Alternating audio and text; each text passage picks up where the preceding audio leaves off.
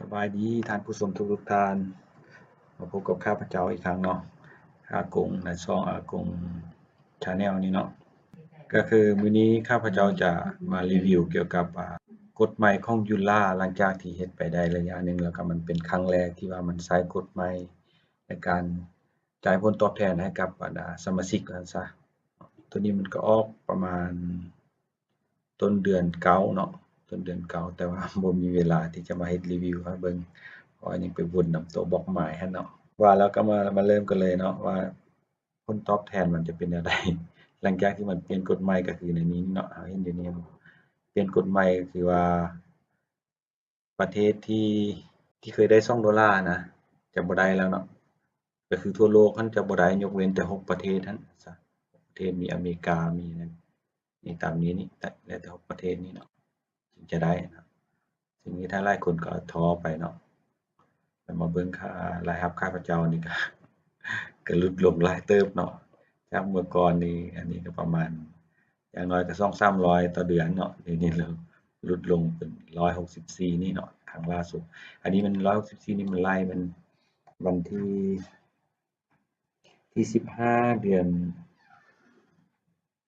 เดือน8เดือน7เนาะที่15เดือน7 5วันที่เท่าไรวะที่สุดท้ายของเดือน7นะแล้วที่มันตั้งกฎใหม่เนาะเป็นว่าเป็นหยังจึงบ่จ่ายฮอดเดือนเก้าพี่เพราะว่ามันต้องเบิ่งว่าพ้นของlead หรือว่าผู้ที่สมัครเข้ามาน่ะ30วันย้อนหลังจึงจะมาจ่ายให้เนาะถึงมันจะจ่ายช้าไปเดือนหนึ่งก็คือว่ามันจะเบิ่งว่าคันถ้าว่าบ่มีการเคลื่อนไหวแล้วมันจะตัดบ่จ่ายให้เราซี้นะแต่ถ้าผู้ใดสมัครเทื่อเดียวแล้วทิมไปเลยบ่เข้ามาเบิ่งมาหยังเว็บไซต์มันบ่ตอบอีเมลหยังหั้นน่ะมันก็บ่ให้เนาะมันก็เป็นกติกาของมันเนาะก็คือมาเบิ่งนี่ก็คือว่าสามารถสรุปเบิ่งได้ว่าคนดีกับคนเสียคือกันเนาะลางเจ้ามีกติกาใหม่นี้ออกมาที่ว่าเฮ็ดนี่ก็คือเมื่อก่อนนั้นก็ทอนยอนขั้นต่ำเป็น200เนาะคือว่า199แต่ว่าเดี๋ยวนี้มันยกให้มาเป็น$100 เนาะถ้าว่าผู้ใดถอนเข้า PayPal เนาะแล้วก็คนดีอีกตัวหนึ่งก็คือว่าสามารถจ่ายเข้าบัญชีธนาคารเราได้เลยเนาะคันถ้ามียอดฮอด$500นะแล้วก็มันจะจ่ายให้อีกก็คือว่าเมื่อก่อนนั้นจะจ่ายเป็นเปอร์เซ็นต์ให้บ่จือแล้วเว้ยน้อยนะแต่ว่าเดี๋ยวนี้ผู้ที่เป็นสมัครต่อบ่แม่น direct ที่เราแนะนำไปนะเราก็จะได้ค่าคอมมิชชันเป็น$35เนาะนี่$35เป็น Tier 2อะนะเนาะแล้วผู้ที่สมัครต่อเราคันถ้าอัปเกรดเป็น VIP เราจะได้40เนาะซึ่งตัวอย่างคือท้าวก๋อไปสมัครในลิงก์เราแล้วไปอัปเกรดเป็น VIP เราจะได้$40ท้าวก้อนี่ไปสมัครต่อท้าวก๋อเราจะได้แล้วเราอัปเกรดเป็น VIP เราจะได้$35นี่เนาะคันถ้าว่าเราได้ลูกทีมเข้มแข็งอะนะก็จะดีไปเนาะก็คันถ้าว่าผู้ใดเน้นโฆษณาแบบจ่ายเงินอะนะแบบตามเฟซบุ๊กมาหยังสิแต่เราจ่ายเงินบ่สิเฮ็ดให้กลุ่มเป้าหมายมันชัดเจนขึ้นแล้วซะมันจะยิงไปแต่6ประเทศนั้นเนาะการโฆษณาก็สิบ่หลายปานใดแต่ว่าบรรดา6ประเทศนี่ค่าโฆษณาต่อคลิกนี่แพงกว่านี้แล้วก็มันจะได้เงินไวขึ้นเนาะเพราะว่ามันจะจ่ายเป็นเดือนหนึ่ง2เทื่อเมื่อก่อนถ้าแม่นเดือนละเทื่อเนาะต้องได้รอโดนนี่ก็คือมันจะจ่ายเดือนหนึ่ง2เทื่อ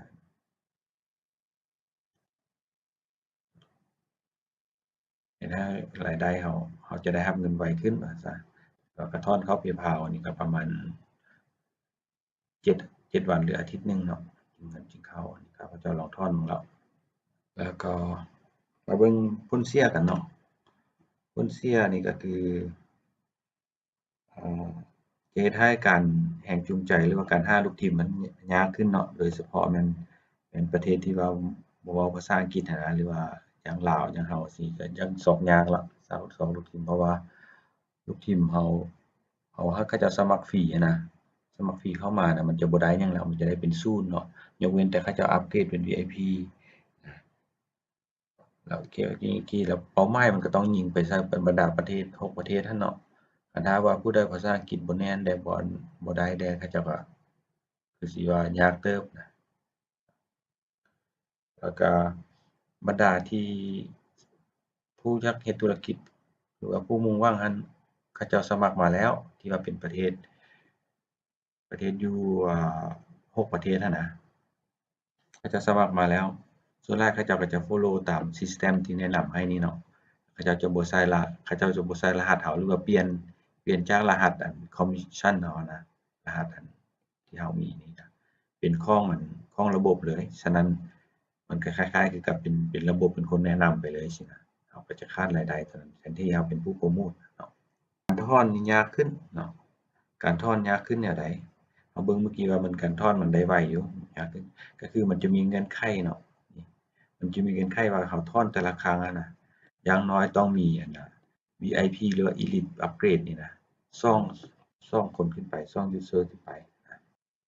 ฉะนั้นขนาดภายใน2อาทิตย์นั้นคันเราบ่สามารถที่จะซอกลูกทีมที่ว่าอัปเกรดได้เราก็บ่สามารถถอนก็ต้องมียอดที่ว่าฟรีหั้น$20เนาะหรือว่าเป็น$100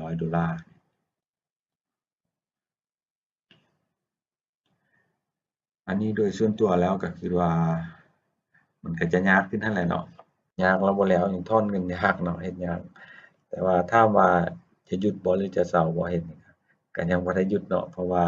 มันยังมีรายได้แล้วก็ยังจ่ายให้อยู่เนาะถึงว่าได้น้อยก็ยังเฮ็ดอยู่เนาะก็แนวนี้อ่าขอเว้าทวนนิดหนึ่งเนาะลืมไปธรรมดาว่าสิเว้าแต่ทำอิฐก็คือว่าสำหรับผู้ที่เข้ามาใหม่เนาะยังบ่รู้ว่าอันน่ะแพลตฟอร์มของยูรานี่มันแนวใดเนาะก็คือมันเป็น Affiliate Marketing เนาะ Affiliate Marketing เนาะเราสมัครเข้าไปแล้วเราสมัครเข้าไปนี่จะเป็นสมัครแบบฟรีเนาะแล้วมันจะให้ศึกษาข้อมูลบ่หนึ่งเบิ่งก่อนเนาะถ้าว่าเราสนใจเราจึงอัปเกรดแล้วจึงได้ลิงก์ตัวนี้ขึ้นมาเนาะแล้วเอาลิงก์ตัวนี้ไปโพรโมตถ้าคนมีผู้สมัครอยู่ในอันน่ะลิงก์ของเรานี่เนาะคลิกเข้าไปแล้วเขาจะสมัครนะมันเป็น CPA เดะเนาะ Affiliate เขาเจ้าสมัครหรือลงทะเบียนเข้ามาแล้วถ้าว่าอยู่เป็นอันบุคคลที่อยู่ใน6ประเทศหั้นเนาะ6ประเทศอันที่เว้าภาษาอังกฤษหั้นน่ะนี่แล้วเขาก็จะได้เลย$4เนาะทันทีเลย$4เข้าในอันน่ะ Bond Pending นี้แต่ว่ามันจะรอไปเดือนหนึ่งคันถ้าว่าบ่มีการเคลื่อนไหวเลยมันก็บ่ให้อีกคันถ้าว่ามีการเคลื่อนไหวมีหยังคล้ายๆที่เรายังสนใจอยู่แล้วมันก็จะจ่ายให้เราแต่ว่านอกเหนือจากประเทศพวกนี้เราก็จะบ่จ่ายแล้วในรายได้ขั้นที่1อะนะแต่ว่ารายได้ขั้นที่2ก็ยังได้อยู่ซี้นะเนาะอันนี้คร่าวๆก็ประมาณนี้เนาะขอขอบใจเนาะ